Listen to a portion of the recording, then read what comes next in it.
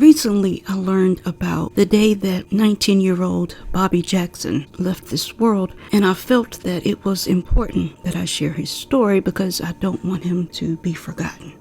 First, I will start off with what a witness said about that day, October the 22nd in 1976. They said, "When I was about 10 years old, my grandparents brought us into the city. As we drove closer to City Hall, I saw what looked like a shadow or maybe a man that was standing at the top of the building, and I asked my grandparents why he was up there. They didn't know what I was talking about at first, and then suddenly the man was no longer there. I was so devastated that they had to pull over because I cried so hard that I gave myself a bloody nose. They just kept insisting that nothing was there, but they still seemed freaked out for some reason. I'm 30 years old now, and recently I mentioned this to my grandparents because it's still so vivid in my mind. When they told me what really happened that day and that my grandfather actually saw it firsthand, I came to the realization that I really did see something fall from that very same spot of the building, and it gives me chills to this day. What happened that day became somewhat of an urban legend until the macabre picture of Bobby was released in the December 9th issue of Jet magazine. However, I recently saw someone on Reddit asking if this story was true or not because they had heard about it, but they weren't able to verify it at the time. And there really isn't much information online about Bobby, but this is what we know. Robert Bobby Leroy Wayne Jackson was 19. And he took the elevator up to the 25th floor of the Buffalo City Hall building. The narrowness of the upper part of the building prevents the elevators from being able to go beyond the 25th floor, so he had to take the stairs up to the 28th floor to reach the observation deck. On the 28th floor, there is a narrow walkway that wraps around the building, plus an 8-foot-high protective glass wall.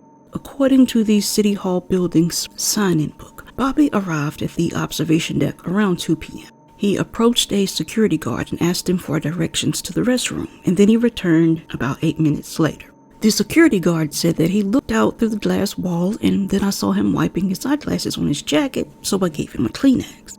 The guard said he looked at me and said thank you, and then he wiped his glasses. For about 40 minutes, Bobby would walk around the deck and look out over the cold, windy city. Shortly before 3 p.m., he just stood directly above the building's main entrance and he hoisted himself up and over the 8-foot wall, and he just sat there for a moment. Beneath him was a 40-foot flagpole. Bobby then decided to make the last decision that he would ever make. And as Bobby was going down, a sudden blast of wind from Lake Erie changed his trajectory about 15 feet to the east, directly above the flagpole. On the flagpole, Bobby was now facing up, and as the flagpole pierced his back, his weight plus the momentum moved him and the flag halfway down the pole, and he died pretty much instantly according to paramedics on the scene. He had to be covered with sheets until he could be removed from the pole.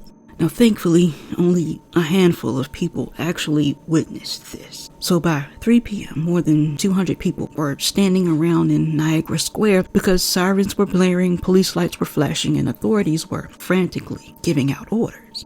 The streets were also closed off and the traffic was at a standstill because drivers just couldn't help but stare once they noticed the crowd and all of the commotion. The entire flagpole had to be cut down at its base and lowered, and then a crane was called in. Medics extracted Bobby's body that was described as dangling limply at half-mast. Once it was removed, he was loaded onto a gurney and covered with a sheet. Over the following days, the Buffalo Evening News and the Buffalo Courier Express reported on the story, but there just wasn't much information available, so no real follow-up was done. Now, being that I couldn't find a lot of information online about the story, here are some witness accounts. My dad had been at City Hall that day and happened to see it when he walked out. He said it messed him up for a while. I had wondered if it was a cautionary tall tale about being an idiot in unsafe places because I was a kid who liked to climb on the roof, but then he told me that the picture had been published. I'm from Buffalo. My father was at City Hall that day and witnessed what happened. He said that Bobby tried to pull himself off of the pole a moment before going limp. My ex-father-in-law was one of the firefighters that saw the pole in half, and he could never finish the whole story. And this is the first picture that I've ever seen of this. I was a paramedic at the scene. Bobby left this world pretty much instantly. The paramedic said that he was there within minutes, and he was literally broken in two. The back of his head and his feet rested against the flagpole. Not a pretty sight. It was very hard to deal with, and all we could do was cover the body with sheets until it was removed from the pole. A 14-year-old witness named Michael Caputo said that he happened to glance up at the top of City Hall, and then he noticed that a man was teetering on the precipice. He said, "I spotted him just as he decided to end things." It's kind of freaky, but the way I remember it is he was going straight down, and then all of a sudden, he was just blown straight out directly over the flagpole. It was almost like somebody blew him out there. Michael said that he also heard the sound of loose change hitting the pavement, and it was coming from Bobby's pockets. He said that it was like the sky had just opened up, and it started to rain change. Michael was actually skipping school that day, and he had spent his day looking for change, which is something that he did often. He said it wasn't until he went back home that he was able to fully comprehend what he had just witnessed. He said it really struck me as surreal at first. I remember thinking of it as kind of like a comic, a graphic novel that just unfolded in front of me. To me, looking back on my life, that was a pivotal moment where I think, like a pinball machine, I bounced off that bumper and I ended up going in a completely different direction. City Hall, I can't think of a more monumental haunt in any American city. Now, great architecture and ghost stories tend to go together. It's in one of the classic historic styles. It's something that looks like it ought to be spooky. And the ornamentation on the outside of City Hall, sometimes paraphrased as Art Deco, sometimes called eclectic classicism, sometimes called American modernism. I think there's a megalithic overtone to it. Because you notice how the old standing stones of Europe, they're all rounded at the top. At a great distance, City Hall looks like one of these ancient monuments.